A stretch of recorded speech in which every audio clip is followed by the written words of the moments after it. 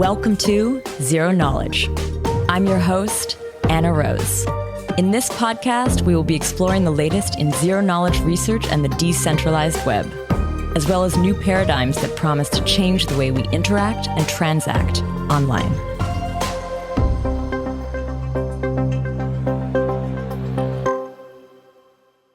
This week, I chat with Daniel Kang, professor at UIUC and founding technical advisor at Veil. We do an update on ZKML and how the space has developed since we last spoke about it in early 2023. We discuss some of the uses for ZKML and also some of the challenges of adding ZK and proofs to these models. He covers the 2023-2024 cohort of ZKML tools like ZKCNN, ZKLLM, Ezekiel, and his older project ZKML, and also shares more about his new project ZKTorch, a tool that aims to offer general-purpose ZK proving about ML systems quickly, but also be compatible with many of the emerging models. Now, before we kick off, I just want to point you towards the ZK jobs board. There you can find job postings from top teams working in ZK. And if you're a team looking to hire, you can also post your jobs there today.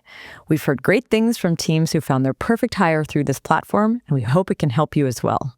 Find out more over at jobsboard.zeroKnowledge.fm. You can find this on our website, and we've added it to the show notes. Now here is our episode with Daniel Kang. Today I'm here with Daniel Kang, professor at UIUC and founding technical advisor at Veil.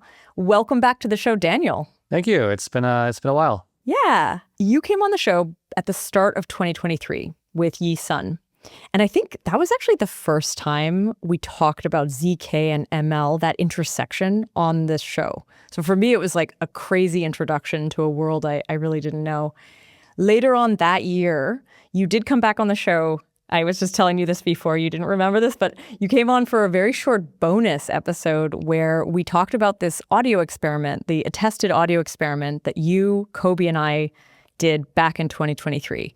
And that was using our audio and then using ZK to prove providence and proof of transformations.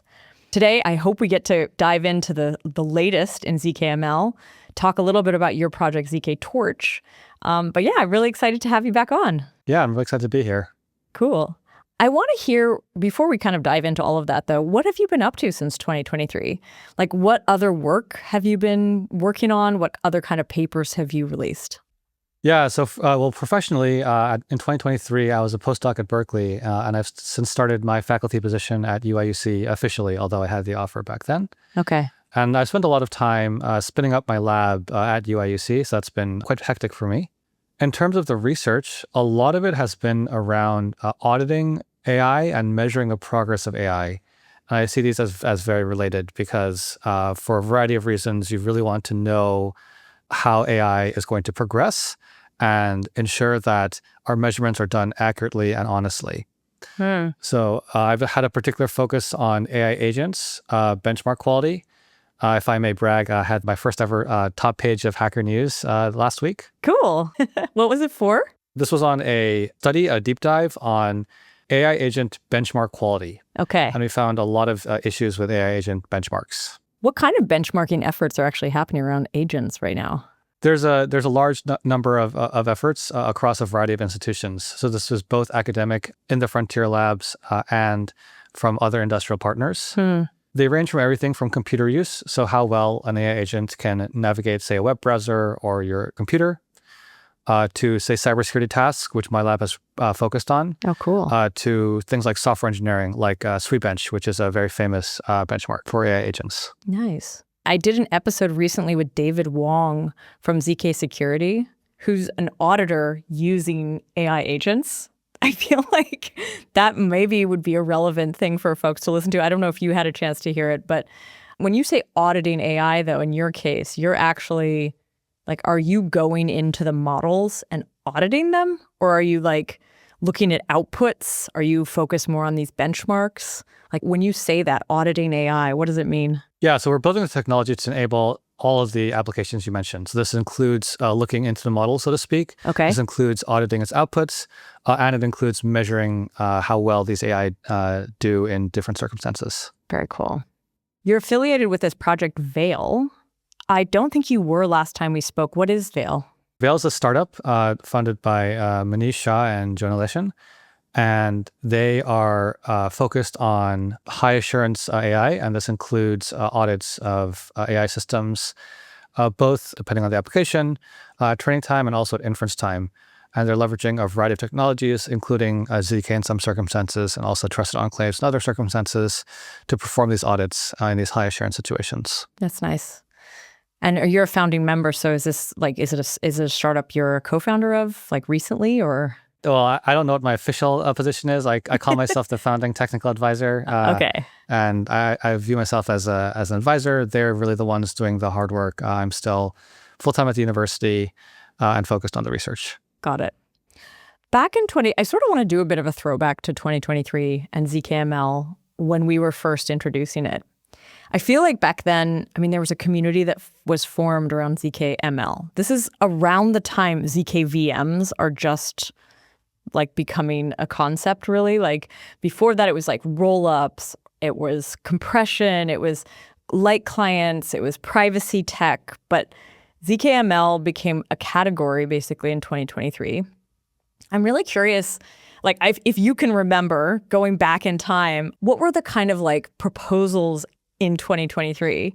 And I want to hear from you which ones kind of panned out or are still relevant and which ones we realized weren't really good use cases. So my memory might be a bit fuzzy, but here's what I remember. Okay. There are proposals on the technical side and there are proposals on the application side.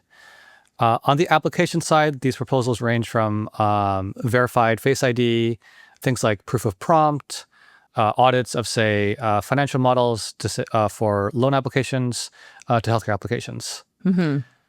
I think in terms of the applications, these are all still good applications, but the technology is still a little far away in terms of really transforming how these audits work in practice because of the computational expense of the ZK systems for ML.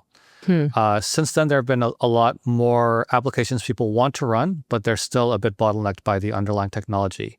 Okay. This includes things like proof of training, proof that, say, your AI system isn't biased, say your chatbot system isn't biased, and many other such applications. I still think these are all good applications. In the case, like if you look at some of the stuff kind of coming out around Grok, some of the assumptions of what's happening behind the scenes that's leading to some of the outcomes, are you thinking like ZK could be used somewhere to like prove that something was included or something wasn't included? Is that sort of what you mean by that? Or like that AI isn't biased, that it isn't getting sort of like pushed in a certain direction? Yeah, that's a great question. And that is the goal of these systems. We're currently bottlenecked by the computational expense and the technical aspects to accomplishing that goal. But my lab has been working on this over the past few years. And there have been complementary technologies which can be used in conjunction to assist with these kinds of audits. For example, enclaves and other technologies. Like TEs. Yeah, TEs. Okay, so it maybe, would you still be using ZK in that case? ZK and TEs, or is it just TEs? Yeah, so it really depends on the application. There are some applications where, for whatever reason, you don't have access to an enclave, and so you really need the ZK. There are other applications where you want to do some part of, say, the ZK within the TE. There are also some applications where you might just trust the TE in the first place. And it really depends on the assurance level that you want and also the threat model that you're assuming. For example, if you're assuming, say, that there's a nation state who's trying to bypass your system, maybe a TE by itself is not something that you would really trust because they can physically scan the hardware for the private keys, whereas they can't really cheat ZK as far as we know. Yeah. So it really depends on the application at hand and the level of assurance that you care about. I want to go back to the first application you mentioned, this verified Face ID. Like we've had a bunch of episodes recently on like ZK ID. So this is, you know, mostly it currently looks like passports or licenses that are proven into an app in ZK, kept private, selective disclosure. But almost all of those episodes that we did and projects that we spoke to have somewhere on their radar this idea of like also doing like KYC locally. Is that what you're talking about here when you say verified Face ID? Are you thinking, or is this like at a different place? Like, is this happening in a different spot? Yeah, so verified Face ID can be used in a variety of applications, and KYC is probably the most prominent one that is being studied today, and also probably the one that's going to have the highest impact. So, for example, if I steal someone's passport, I can still use it in these ZK passport or ZKID scenarios because there's no way to confirm that the entity that claims they have the passport is actually the person in the passport. Yeah. And today, as far as I'm aware, there's no way to do this in a privacy-preserving way. So if you've used a lot of government systems or other systems that require high assurance, they take a picture of your face on, say, your webcam or on your phone, and they upload it to a server. Totally. Which, not private. Not private, exactly. I mean, attempts at privacy, but very, likely leaked at some point. You mentioned proof of prompt and proof of training. I actually have questions about that later, so maybe we come back to those applications. You also kind of said that there was, going back to the 2023 question, we had the tech side and then the application side. So you've covered some of the applications. Where were we on the tech side, and how far have we come? Have we made it? Do we have things that we can actually use today, or are we still sort of are we still bottlenecked? So we've come a long way since 2023. Cool. Just to give a little bit of a history of ZKML. Initially, a lot of the proposals, ZKL, including my work, focused on building circuits using general purpose proving systems. So building, like, say, a Planck circuit to prove an ML model. Mm-hmm. The core issue with this is that due to the way that these high-level cryptographic systems work, it's just impossible to get it to a point where you can run large ML models through these systems with circuits. And people realized this actually very quickly once the initial proposals were out and once the initial benchmarks were run. And so as a result, there have been a few directions where people have been trying to push things towards. One is this idea of basically putting in specialized circuits into things like Planck. So, for example, not in ZKML, but if you look at a system like SP1, they have these specialized circuits that are much more efficient than just running the underlying computation in SP1. So that's been one direction. The other direction that people have been taking is to build highly specialized cryptographic systems for a single class of model, or maybe even a single model. So these are systems like academic systems like ZKCNN. And ZKCNN is purpose-built for basically doing convolutions and ReLUs, which is roughly all you need for things like ResNet. Are these being specifically built for ZK circuits or for AI models? Are they matching one ZK system to one model? Or are they, I'm just trying to figure out where is that limitation? Yeah, so the way to think about it is that you take a specific AI model architecture, and then you build a cryptographic proving system for that model. Is it using existing ZK techniques, ZK systems, and then just kind of customizing it for this AI model? Or is it making up its own? So it is using ideas from ZK and then adopting them to the specific model at hand. Okay, and which, ZKCNN, what model does that work on? Yeah, so these work on convolutional neural networks, which is a class of models. But roughly speaking, they can prove VGG-style models and ResNet-style models, and maybe a few more, but that's roughly the scope of that project. Got it. In particular, it can't prove things like LLMs or other models that people are excited by today. When you talk about these different models, because I'm not so deep in AI, I'm not as familiar with what each of these do. When you say an LLM, does it include the image generation ones, or are those also a different class? Well, the reason that you might find this confusing is because it is legitimately confusing. Okay.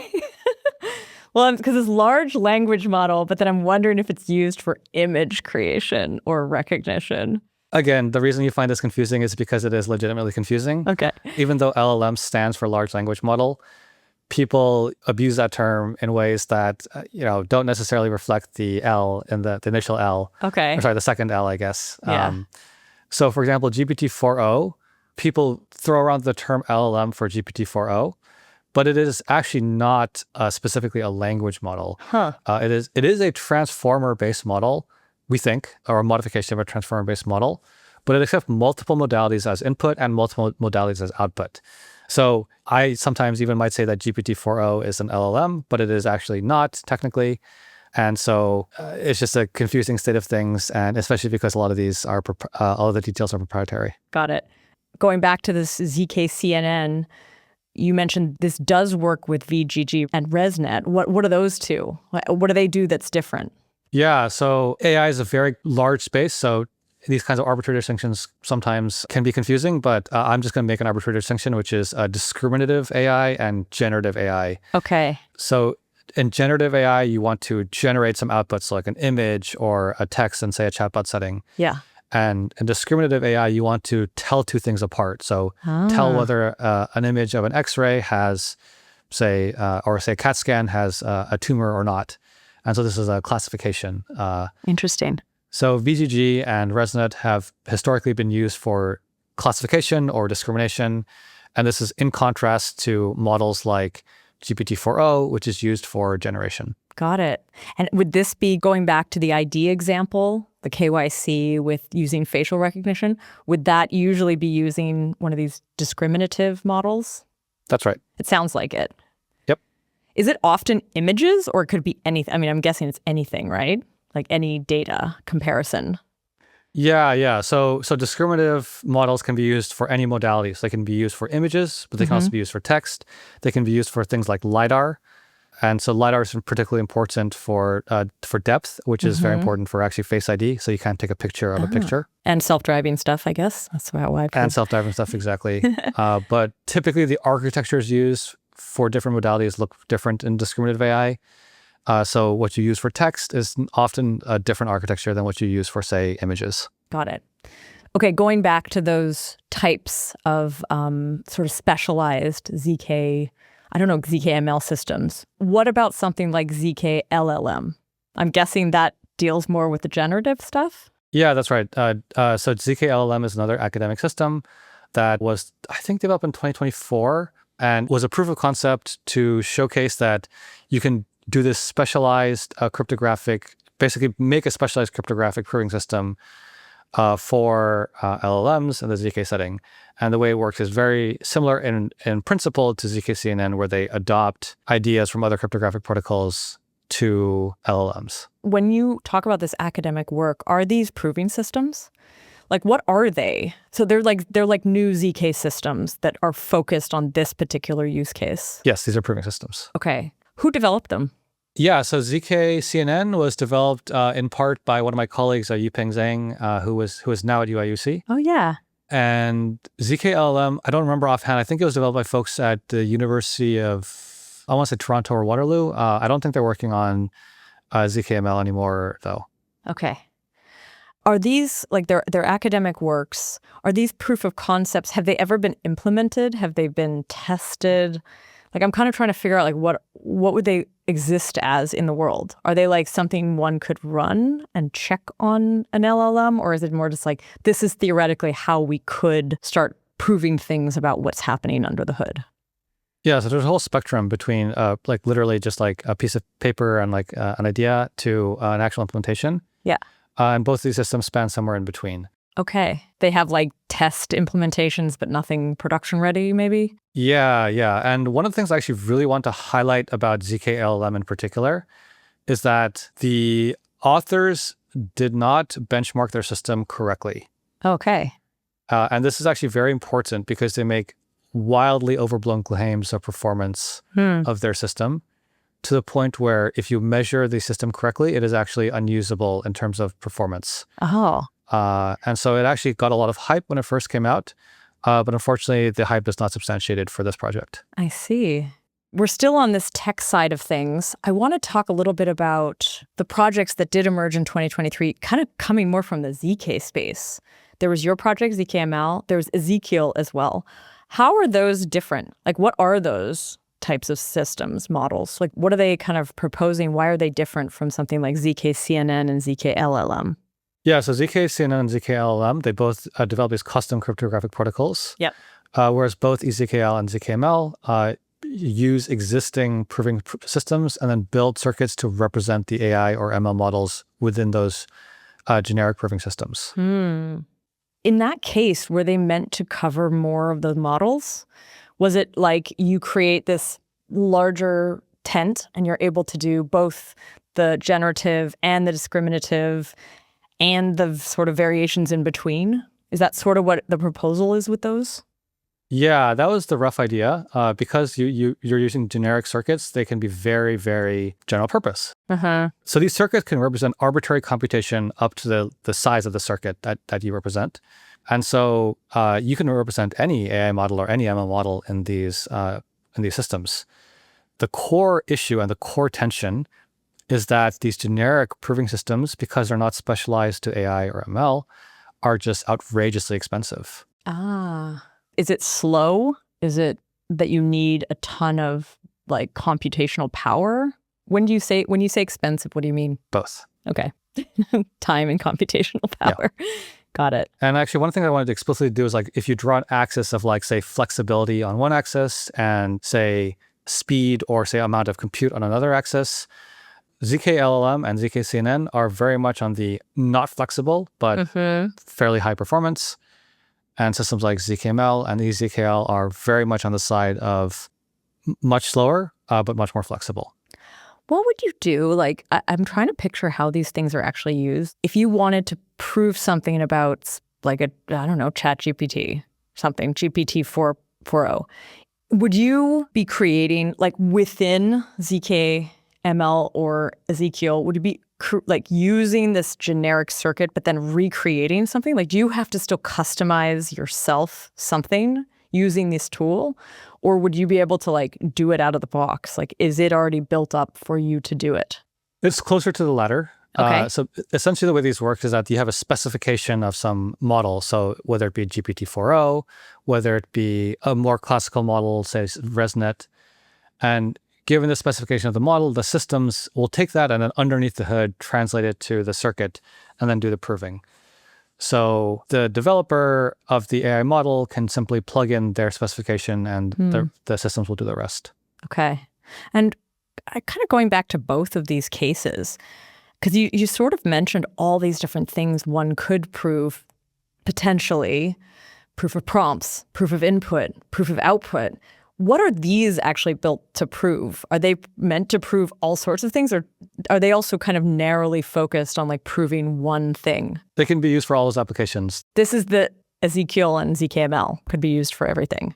So ZKLLM could be used for all of these in the LLM specific setting. Got it. But it's not generic. And so, for example, it can't prove these classification models. Okay. So all 4 of the systems we just outlined are meant to actually prove all sorts of things. They're not specific to one, like just proving input, just proving model. Would like theoretically these also be able to prove bias and like some of those other applications you mentioned? Not by themselves. They'd have to be combined with something like a ZK VM to do some generic computation. But then you could basically hook them together to do that. Oh, interesting. Cool. Okay, so you've painted this picture of the axes, the speed versus sort of how generic they are. Ezekiel, ZKML living on one corner, the ZKCNN and ZKLLM living on another. Now I think it's a great moment to talk about ZKTorch because as I understand it, it bridges the gap. I will make a quick note. You did a talk at ZK Summit 13 in Toronto. In that you have that diagram, so I'll definitely link that in the show notes. I had a chance to watch this before this interview. We do follow along a little bit similar, so if people need some visuals, that could be a good place to see it. But yeah, why don't we talk about ZKTorch? Yeah, thank you. So in my lab, we saw that these issues were going to be a major problem. And there are several reasons for this. So one is simply that the space of AI moves so quickly that, first of all, it's hard to keep up. And second, that any specific system that we build might be obsolete 12 months from now. But the other thing that we saw is that these models, generally speaking, are getting bigger and requiring more computation. So if you lose flexibility or you lose the speed, you get left behind in this space. And so we felt the need to build a system that is both flexible and high performance. And this is what led us to ZKTorch. I'm curious, is it inspired by PyTorch? Is that where that name comes from? Yeah, it actually is inspired from PyTorch. Okay. The basic idea in PyTorch is and again, PyTorch is a large system that does many things, but what we were inspired by is that PyTorch defines a bunch of primitive operations that can be combined to build these complex models, and it can be basically used to implement any AI model that you could want. And our system does something very similar. We have a bunch of primitive operations that can be put together to construct these AI models. Are you so this is what I'm trying to figure out is what approach did you take? In one case, there's very custom systems. In the other case, there's very general purpose. It almost sounds like you kind of created modules or something that people can put together, like Lego pieces. So it's not fully general purpose out of the box. One still has to kind of select this combination. Does the developer end up having to do a lot more work to use ZKTorch? So fortunately, no. We did the work to build the Lego blocks, and then also we have an automatic assembler for the Lego blocks. Okay. So as long as you can build the structure using Legos, it works within our system. And is the idea here, you make it into blocks, into these different components to be able to keep up with the innovation? Every time a new technique is introduced, you could create a new module instead of having to redo this entire system. Yeah, that's right. But the thing I will say about this is that even new models, as far as we're aware, again, some of these are proprietary, actually use a lot of the similar Lego blocks. And if you think about Lego, there actually are only a few kinds of pieces that can be put together to make these incredible structures. So we think this idea is very powerful. Cool. I think I saw a system called ZKTorch. Are there competitors to this? Do you know if there's other teams trying to build similar sort of high performance but general purpose tool sets? Actually, yeah, is ZKTorch a tool set? Yeah, you can think of it as a tool set. Okay. Are there any competitors? Yeah, I haven't been keeping up too much. We've been focused a lot on the work in our lab. I think ZKTorch is one. That's the one that I'm aware of that takes a similar idea. Got it. But there could be others. With ZKTorch as it stands, how far along is it? Is it in sort of proposal state? Is it implemented? Can people already use it? Could they use it with existing systems? Yeah, I'm kind of curious, does this bring us closer to some of the applications that you talked about? And if so, how close? Yeah, we'd like to think so, at the very least. Cool. And we have an implementation that will be released by the time this podcast goes out, and a technical report describing our methods. And with basically some translation, it can be used in existing applications. That's cool. And so would it, with ZKTorch as it stands, once kind of implemented and released, could someone start to experiment with that, facial recognition or any of the other applications? Yes. Really? They could, yeah. Cool. And with this sort of set too, I think I'm still trying to figure out, what are you, where are the proofs actually happening? Because, I thought about this, okay, with the visual recognition, this is happening on a local device. Are you running ZKTorch locally? Is that something that could happen? Or I'm trying to picture where this lives. Yeah, that's certainly the goal. I will say that while we've gotten a lot of performance out of our system and our proving system, there is still a little bit left to be done to do things like verified FaceID, say on a phone. That's the phone, unfortunately, has limited power, limited computation, so it's a little bit away from there. But to be very concrete, there's a benchmark called MLPerf, specifically the MLPerf inference benchmark. And as far as I'm aware, we are the first system, and I believe the only system that can prove every model on the MLPerf v4.1 edge inference class of models. Okay.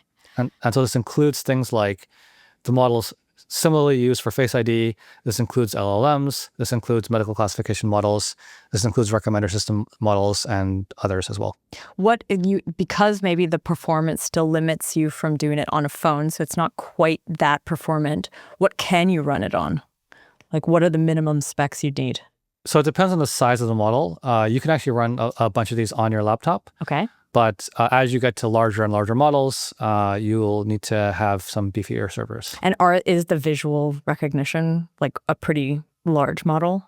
Or maybe it depends on how much accuracy you're looking for. I don't know. That's actually exactly right. Okay. It depends how much accuracy you're looking for. And I think I would have to verify this, but I'm actually fairly certain that if you are okay with the smaller facial recognition models, you actually could just run it on your phone. Okay. But if you want high accuracy, you probably need something like a server. And even the laptop wouldn't work yet. I think the laptop is somewhere in between. Like you could do like the middle one. ones. Okay. Yeah. That's really helpful actually to understand because there's these different sort of these different requirements depending on the use case. Like for something very benign where you just want someone to ID themselves, but it's not like super security oriented, maybe an on-phone ID would work, like getting into a bar or something like that. Whereas if it's like, I don't know, some big financial bank or something like that, they'd want something a little more accurate. Yeah, exactly. So like I'm picturing you've built a lot of these modules, kind of going back to how this is built. What happens when models change? Like, are you always aware of what's changed in the model? And are you able to adapt those modules for the updated models? Because also sometimes what's happening under the hood in these models isn't entirely clear, right? Yeah, that's right. So we have a set of modules that support all the models in this MLPerf benchmark that I mentioned. Okay. We think they're pretty general, but of course there could be other models that come out with that require other building blocks, but slotting in new building blocks in our system is very easy. How do you look into those systems, though, into those models to be able to do that? Like, how is it visible for you, given that a lot of them are proprietary and not open source? Okay, so there's actually two things to say here. The first is that actually a lot of architectures are relatively open source. Okay. So even if you take something like DeepSeek R1 or Kimi K2, and you fine-tune those, the architecture is actually still open source. So you can still use our system for that. For the systems like, say, GPT-4o or Claude, Sonnet, or Opus 4, those are proprietary. This is where something like an enclave could be helpful. You could actually use ZKTorch to prove the inference, and then you can actually say use an enclave to say that, yeah, I ran ZKTorch on this unspecified model architecture, but we actually ran it. But who does that? It's not the companies releasing these things that would offer that information, is it? It's the individual developer. It's like the outside person. Well, the OpenAI or Anthropic could enable this, and then they could send the proofs to an outside developer for verification. So it would be internal. Like they would have to basically accept this into their system. Yeah. ZK is always an opt-in system. You have to say oh, I want to use this technology. I see. In terms of that enclave work, is that also under the ZKTorch umbrella, or is that something you're kind of expecting external partners to build? We're expecting external partners to build it. The enclave stuff is relatively more settled in the sense of the technology is a bit there are prototypes out there for different applications. So adopting them is we expect to be more on the engineering side than as opposed to the research and development side. Got it. When you talk about it being released, how much of it is released? So we plan on releasing all of it. I believe with Apache license, we want this to be widely used. Interesting. It is a library, but it can also be used as a standalone tool. And would you be sharing that with the model owners then? Is that sort of you pitch it to them, or do you pitch it to other sort of just applications that would want to work with those models? Right. So because there are many applications of ZKML, they're used by different parties. So for example, if OpenAI wanted to use our system to prove, say, GPT-4o inference, they would need to opt in and use the system internally and then send the proofs elsewhere. Great. If you wanted to do something like verified FaceID, that would be on, say, a user's phone, and they would be doing the proving. So it depends on the application and who is involved with the proving and who they're trying to prove to. Are there cases where the input and the output would be the purview of some external developer? Are there reasons that you'd want to prove, I put this in and got this output? And would your tool be useful for that? Yeah. So imagine that you have a set of medical models. So the example I described, you can imagine a hacker doing it, but there can also just be literally just mistakes as happen in the medical system. You might want to say that I want to ensure that this medically approved model was run on my input data. Okay. And ZKTorch would enable you to basically stamp that and be yes, this specific output, this specific diagnosis was done by the specific ML model on your data. Okay. So yeah, what's the BD of this then? Is it sort of shopping it to these different companies and being you want to do this? This proves things about your model without revealing anything. Yeah, that's a great question. I'm focused on the R&D, so everything I'm saying is speculation. Okay. But one thing I will say is that ZK and actually just a lot of cryptographic technologies, even beyond ZK, are just not really well known in the outside world. So if you talk to a medical records provider, they don't know it. They don't know. So just education, trying to get people to know about this technology and what is enabled. Yeah. I personally care about making sure that if I, use AI for medical situations, that I know that is my data and it's the approved model, and just so that there are no mistakes, no errors in the computation or anything else of that form. And so I would be delighted to have that, and I'm hoping that this becomes more of a thing that gets integrated into society. It's funny because the use case for medical, I remember back in 2017, it was like blockchain and medical. And ZK was sort of like sprinkled in there, but it was more like this shared ledger among hospitals. And then ZK would be used for privacy. That idea was proposed, didn't get adoption. Why? Because the medical system is incredibly slow, and they're very afraid of any sort of like new tech. They're very risk averse. I wonder with something like ZK, what are the steps that have to happen before that industry or companies like that, organizations like that would start to trust it? Like, I think the Google Wallet integration is one step in a good direction because it's sort of showing like, well, Google's trusting some ZK system. Granted, it's like internally developed and customized, but clearly that concept is at least being accepted by one of the top tech companies in the world to be used on, millions of pieces of data, and personal data. Yeah, I mean, the medical system is very conservative for obvious reasons. There are good reasons for conservatism, and I think that there are a lot of people who have their own theories of medical scenarios that might actually not be helpful for patients. And I think that just seeing a lot of medical technology follows from other technologies. So even electronic medical records, I mean, that followed from a lot of from industry adoption, from maybe like banking or something. Banking, other secure applications. And banking, I guess, comes from it follows something else. It's a little less high risk. I don't know which thing, but yeah. Yeah. And so the medical system moves very slowly. I anticipate that as these things become more and more prevalent, it becomes more of a more widely accepted, then they'll be more willing to adopt these technologies. Yeah, I hope so too. I mean, it's funny, I've thought a lot about this like medical and ZK concept, because what I find really funny about the medical systems and organizations' risk aversion is I feel like they're also the most susceptible to the hacks. Like, I actually feel slightly uncomfortable sharing any data with any hospital because I'm like, likelihood you get hacked more than my computer, or it's really funny. And each one, if you go to different doctors, different institutions or whatever, you're inevitably bringing your data from one to another. You're doing it in incredibly archaic ways. Like, a little side story, some people who know me personally know this. I had this knee injury a few years ago, and it was really bad. But I also travel a lot, and I had to go to doctors in different countries. And I had to bring with me, printout of paper, CD of the MRI. And it's like the most ridiculously insecure way to hold data. Like, if I lost my bag, I'd lose all that stuff. It was also incompatible across different regions. And going through that experience, I think, was very eye-opening, where it's like, cool, guys, you're super, super privacy-oriented. And yet what ends up happening is incredibly, risk-on. And it doesn't work very well. So, yeah, I was pretty frustrated by that whole thing.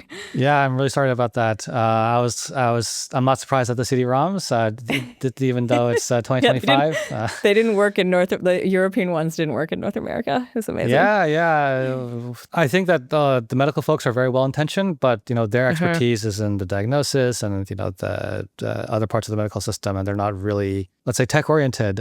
So it is a slow moving process, and I hope it accelerates. But we'll see what happens. I wonder if they're not almost putting themselves at higher risk. A lot of those archaic systems, the ones that aren't cryptographically up to date, I mean, I think they're becoming more and more insecure.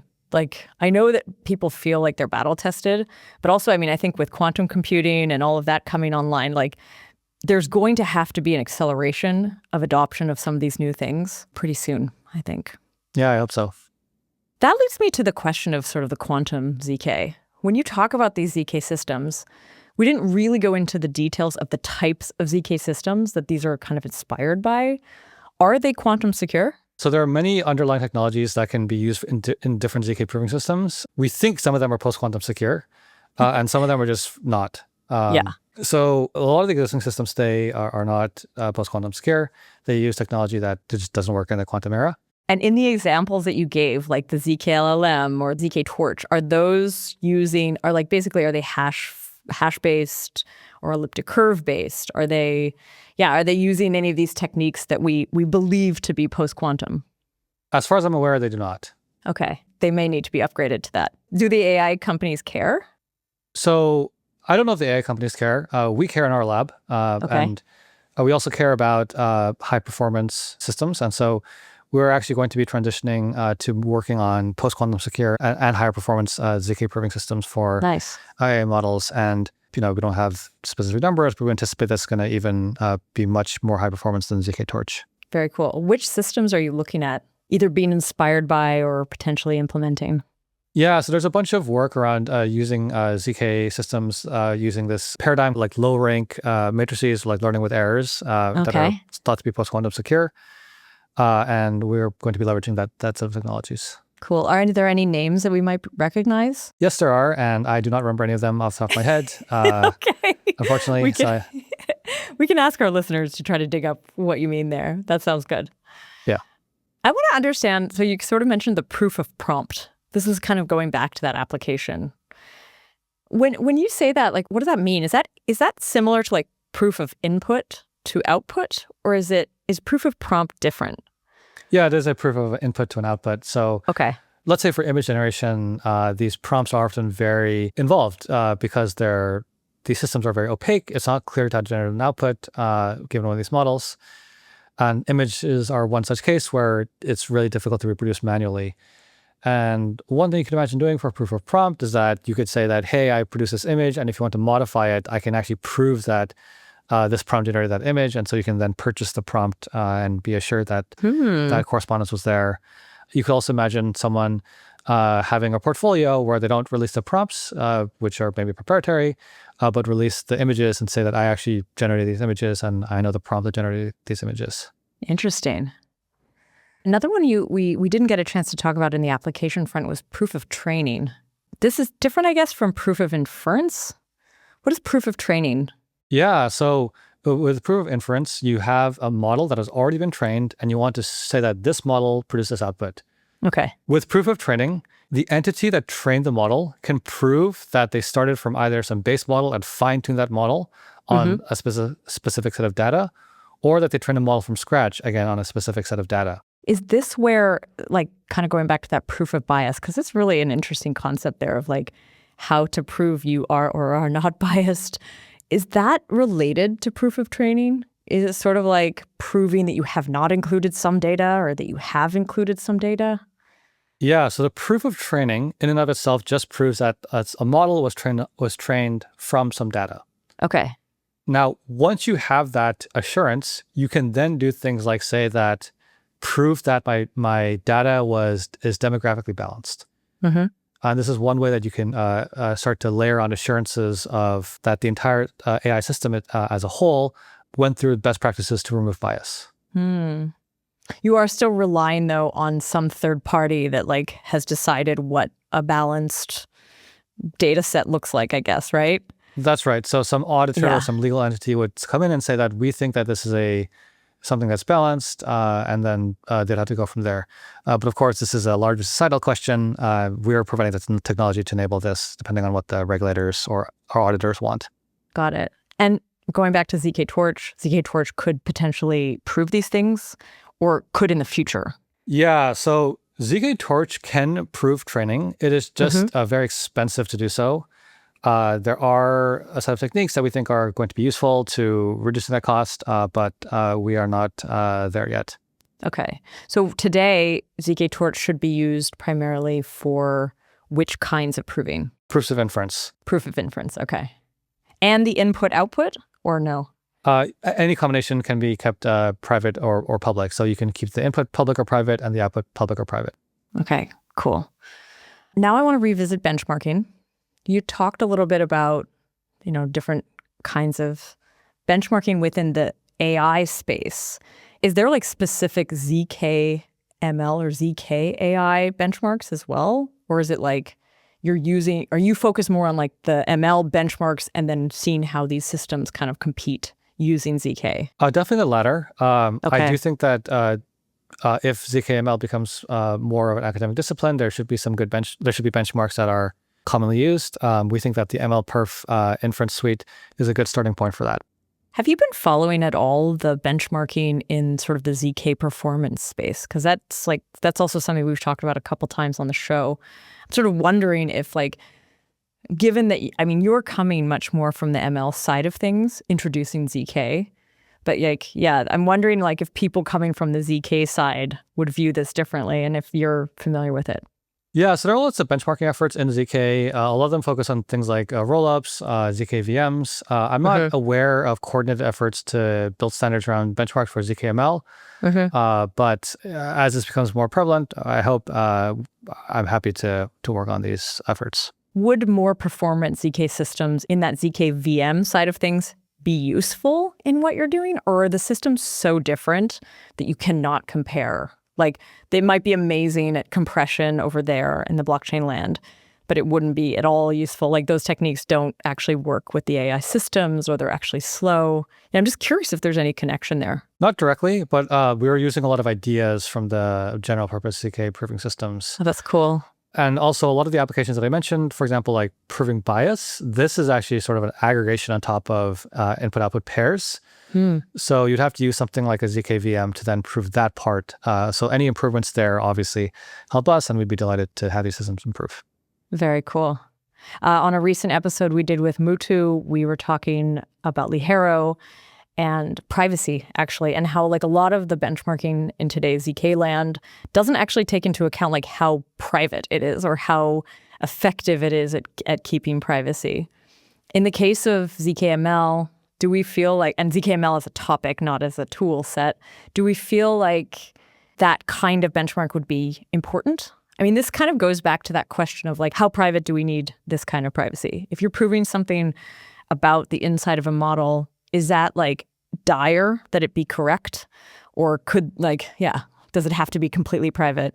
So it actually really depends on the application. There, in the medical setting, maybe some model provider has a copyright or a trademark or whatever other restriction on their model, and they're actually willing to release it as an open weight model.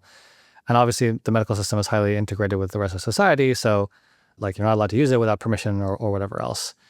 And in this case, you don't actually need to keep the weights private, which is great. Similarly, if you're using a model like Llama, DeepSeek, Kimi, Ulmo, these are all open weight models, so you actually don't need to keep the model weights private. There's just more about verifiability, right? You're trying to prove that it's correct, not that it's private. Yeah. Yeah, okay. And another thing that is actually kind of cool is that if you fine tune using a technique like LoRa from a model like Llama, you can keep the LoRa weights private and then the Llama be public, and you can actually do much faster proofs of inference that way. So it really depends on the application and what's considered private and what's not. Nice. Now, if somebody's listening to this episode and wants to get involved or use this tool, you mentioned that by the time of airing, it should be released. But how do they get in touch? And how do they sort of participate in this? Yeah, that's a great question. We have a Telegram group that we are going to have for users and potential developers of the system. We are always looking for people to help improve our systems. There's a bunch of work that could be done to improving the usability and also the performance of these systems. One simple thing is that we actually haven't incorporated GPU proving due to some specific technical details. And if someone wants to get involved, I'm happy to chat about that in depth. And we'll send the links to all these to Anna to put in the show notes. Yeah, we'll add those to the show notes. Are you going to be building this as a company, as a for-profit product? Or is this still sort of in the research realm? I'm just kind of curious if folks coming in, should they try to build something with it? Yeah, I strongly encourage people to build things with it. Even startups, build a startup around this or something like that. Yeah, okay. That would be great. The more the merrier. Nice. I'm an academic, I'm a professor, and as part of the university, I strongly believe in open source and making our technology available for anyone and everyone to use. So I forgot the specific license is either MIT or Apache license. That's so anyone can use it. And I highly encourage people to build on this and improve it. So yeah, I want to see it, 1,000 flowers bloom. Very cool. Daniel, thank you so much for coming back on the show, sharing with us an update on kind of all things ZK and ML, and also introducing us to ZKTorch. Thank you so much for having me. And again, I'll add the link to the talk that you gave at ZK Summit for kind of extra reference. I found that really helpful in sort of prepping for this, and I think it gives some visuals that explain what we talked about on the show as well. Cool. Thanks so much. Thank you. I want to say a big thank you to the podcast team, Rachel, Henrik, Tanya, and Kai, and to our listeners. Thanks for listening.